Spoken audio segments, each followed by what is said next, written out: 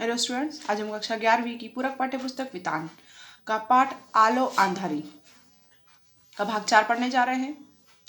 अभी तक हमने देखा कि बेबी कैसे अपने जीवन की मुश्किलों से लड़ रही थी और किस प्रकार से अपने बच्चों का पालन पोषण कर रही थी और अपने आप को ही बचाए हुए थे इस पूरे समाज से। तो इसी में वो किस प्रकार से अपने मकान मालिक के बेटे से परेशान होती है और सोचती है कि उस मकान को बदल कर वो नई जगह पर रहने चले जाए अपने बच्चों के साथ में। और आगे वो बताती है कि मैं अपने काम पर जाती रही थी और साथ ही घर पर भी ठूंसती रही थी। एक दिन काम पर से मैं घर लौट रही थी तो देखा कि मेरे बच्चे रोते रोते दौड़ते चले आ रहे हैं मेरे पास। वे बोले, मम्मी मम्मी जल्दी चलो, हमारा घर उन्होंने तोड़ दिया है। बच्चों की बात से मैं चौंक पड़ी कि ये क्या हो गया। मैंने कहा चलो चलकर देखती हूँ। वहां पहुंचकर देखा कि सचमुच ही मेरा घर का सारा सामान बिखरा पड़ा है। वह सब देखकर मैं सिर पकड़कर बैठ गई और सोचने लगी कि बच्चों को लेकर अब मैं कहाँ जाऊँ। इतनी जल्दी दूसरा घर भी कहाँ मिलेगा। और बच्चों को अपने पास बिठाकर मैं रोने लगी। उन्होंने सिर्फ मेरा ही घर नहीं तोड़ा, आसपास जो और घर थे उन्हें भी तोड़ डाला था। लेकिन उन घरों में कोई न कोई मर्द था, बड़ा लड़का था, स्वामी था, जरूर था।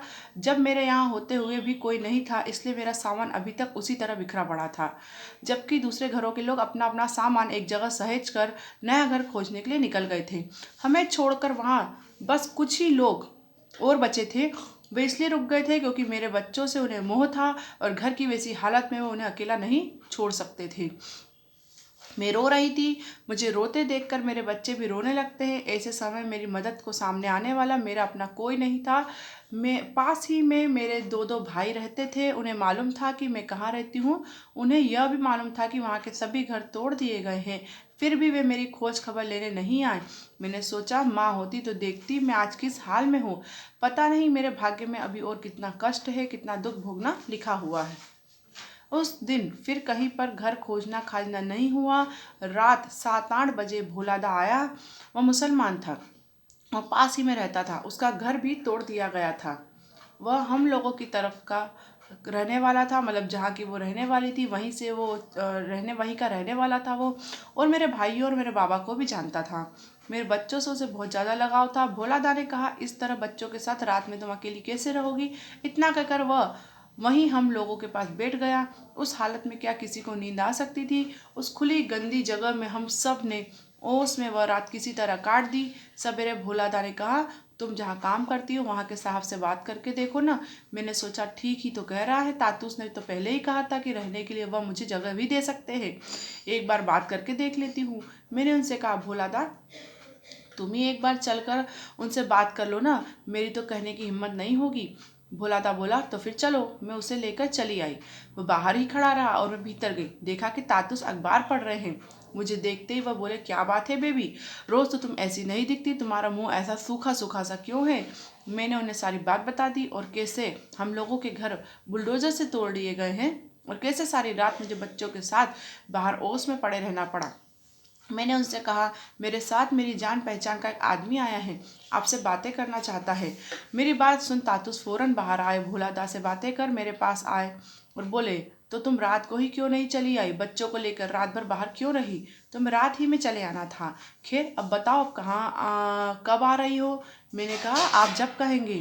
तातुस बोले, अभी आ सकोगी।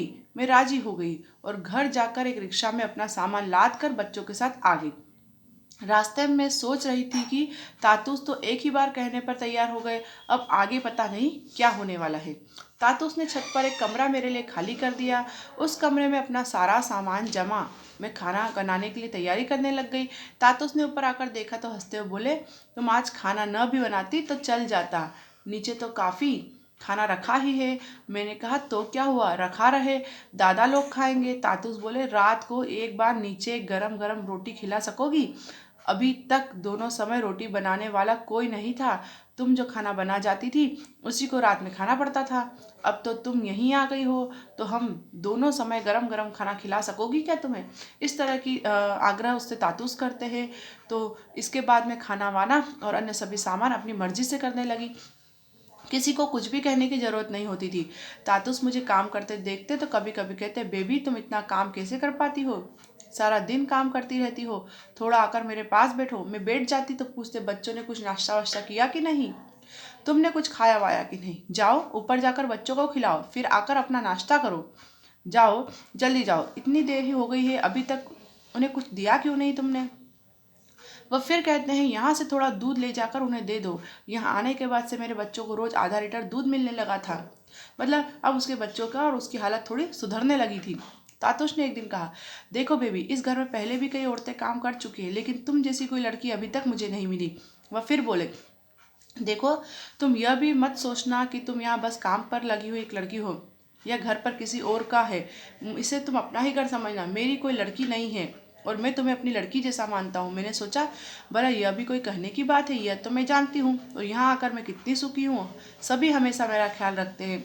कभी तबीयत खराब होती है तो तातुस चिंता में पड़ जाते हैं और मेरे बहुत सारे काम तो खुद ही कर लेते हैं। मुझे ज़बरदस्ती पड़ोस के डॉक्टर के पास भेज देते हैं। डॉक्टर मेरी जांच करके दवा लिख देता है और उसकी पर्ची लाकर तातुस को दे देती है। वह जल्दी से जाकर मेरे लिए दवा ले आते हैं। दवा सिर्फ लाते ही नहीं है, बल्कि जिस समय जो दवा खानी है उसको निकाल कर देते भी हैं। और मेरी आनाकानी करने पर जब जबरन खिला देते हैं, मेरे बच्चे बीमार पड़ते हैं, तब भी वह फ़ौरन उनके लिए दवा लेकर आते हैं। घर के काम करने वालों को इतनी अच्छी तरह रखा जाता है, मैंने कहीं और नहीं देखा है। मतलब वो पूरी तरह से इस तरह से अनुभव करती है उस घर में कि जिस तरह से वो अपना खुद का घर हो। उसके यहाँ मुझे किसी चीज़ की कोई कमी नहीं थी। तेल, साबुन, खाना पीना, कपड़े वपड़े, किसी भी चीज़ का अभाव नहीं था। वे लोग मुझे नहीं होने देते थे। मैं सोचती कि इतने घरों में मैं काम कर चुकी हूँ, लेकिन इस घर के लोग जैसा व्यवहार कहीं नहीं मिला। ऐसा लगता है जैसे इस घर के सब कुछ मैं ही हूँ। पता नहीं इतना अच्छा घर, इतने अच्छे लोग फिर मुझे मिलेंगे या नहीं मिलेंगे। इस घर में मुझे सुख ही सुख था। फिर भी कभी कभी मेरा मन उदास हो उठता था। 2 मास से मुझे अपने बड़े लड़के की कोई खबर नहीं मिली थी। तासुस शायद ये समझ सकते थे। एक दिन हठात उन्होंने मुझसे पूछा, बेबी, तुम्हारा बड़ा लड़का कहाँ रहता है? तुम कभी जाकर उससे क्यों नहीं मिलती हो? 1 बार, 2 बार, 3 बार वह पूछते ही रह रहे थे और मैं कोई जवाब नहीं दे पा रही थी। कुछ देर बाद मुंह नीचा किए मैं बोली, मुझे तो पता ही नहीं कि वो कहाँ रहता है। तातुस चौंक कर बोले, क्या बेबी, तो पता नहीं तुम्हारा लड़का कहाँ रहता है? मैंने कहा, उसे जो लोग ले गए थे वे मेरे घर के पास रहते थे। मैंने उनसे पूछा था, उन्होंने बताया था कि वह किस जगह रहता है, लेकिन उन्होंने उसके घर का नंबर ठीक ठाक मालूम नहीं था। उन्होंने जो जो नंबर बताए थे वहाँ मैं गई थी। 1 बार नहीं, बहुत बार गई, लेकिन हर बार घूम फिर कर वापस आ गई।